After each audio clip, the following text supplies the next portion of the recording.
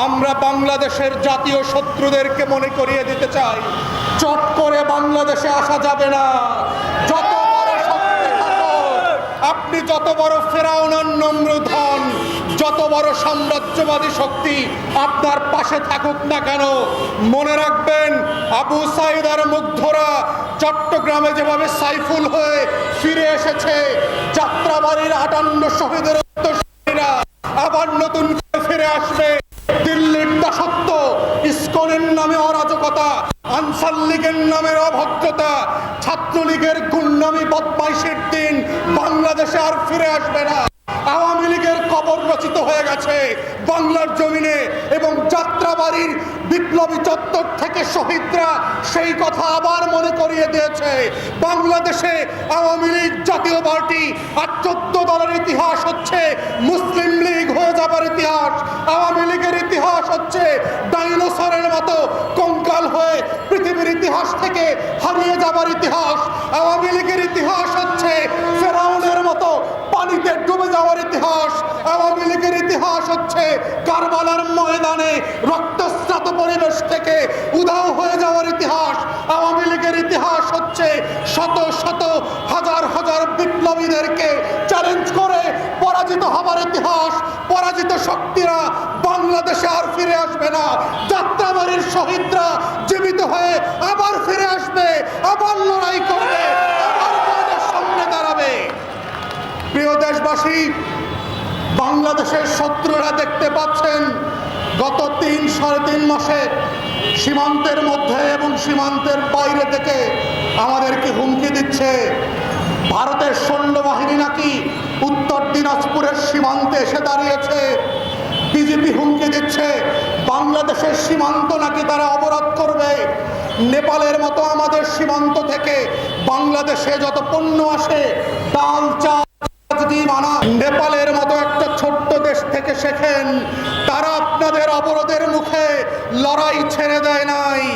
বাঙালিরা যারা জেগেছে গত 3 মাসে, 16 বছরে যারা লড়াই করেছে নমরুদ আর ফেরাউনের বিরুদ্ধে, এই জাতি না খেয়ে থাকবে। না খেয়ে থাকার অভ্যাস আমাদের আছে। বছরে একবার আমরা না খেয়ে থাকি। সেই জাতিকে হুমকি দেবেন না, ডাল, চাল আর পেঁয়াজের হুমকি দেবেন না। না খেয়ে থাকবো দাউলিয়াতের কাছে, জাতীয় শত্রুর কাছে।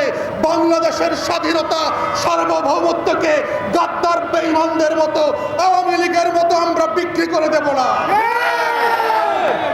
প্রিয় দেশবাসী, যারা আমাদেরকে কথায় কথায় বলছে যে এই রাষ্ট্র বেশি দিন থাকবে না, বাংলাদেশের চিকেন নেক, চট্টগ্রাম, ফেনী অঞ্চল নাকি তারা কেটে নিয়ে যাবে, আমাদের চট্টগ্রাম বন্দর নাকি তারা নিয়ে যাবে, আমাদের উত্তরাঞ্চলের রাজশাহী, খুলনা, যশোর অঞ্চল নাকি তারা কেটে নিয়ে যাবে।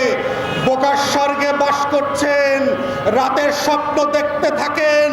দিনের যোদ্ধারা বেঁচে আছে, যাত্রাবাড়ির শহীদরা বেঁচে আছে, যারা লড়াই করেছে 16 বছর ধরে, তারা বেঁচে থাকতে আপনাদের দুঃস্বপ্ন থেকে যাবে। রাতের স্বপ্ন থাকবে, দিনের স্বপ্ন হবে না ইনশাআল্লাহ।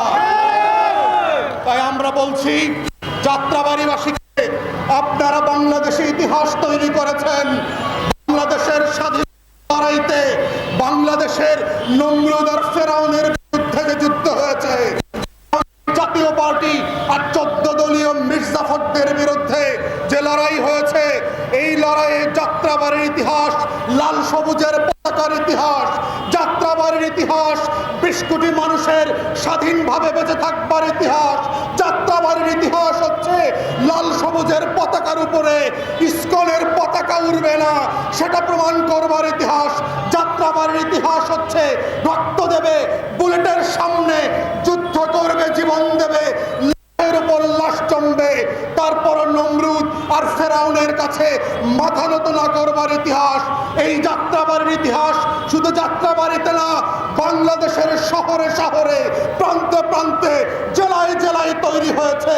আমাদের শত্রুদেরকে বলছি, দেখেন সাইফুলের জানাজায় দেখেন, এক সাইফুলকে হত্যা করেছেন কোর্টে, হাজার রাজাকার সাইফুল জানাজার দিন এসে প্রমাণ করে দিয়েছে রক্তের উপরে রক্ত ঝরবে, লাশের উপরে লাশ ঝরবে। স্বাধীন বাংলার পতাকা, লাল সবুজের পতাকা রক্তে রক্তস্নাত হবে, কিন্তু এই বাংলাদেশ তার স্বাধীনতা কারো কাছে বিক্রি করে দেবে না ইনশাআল্লাহ।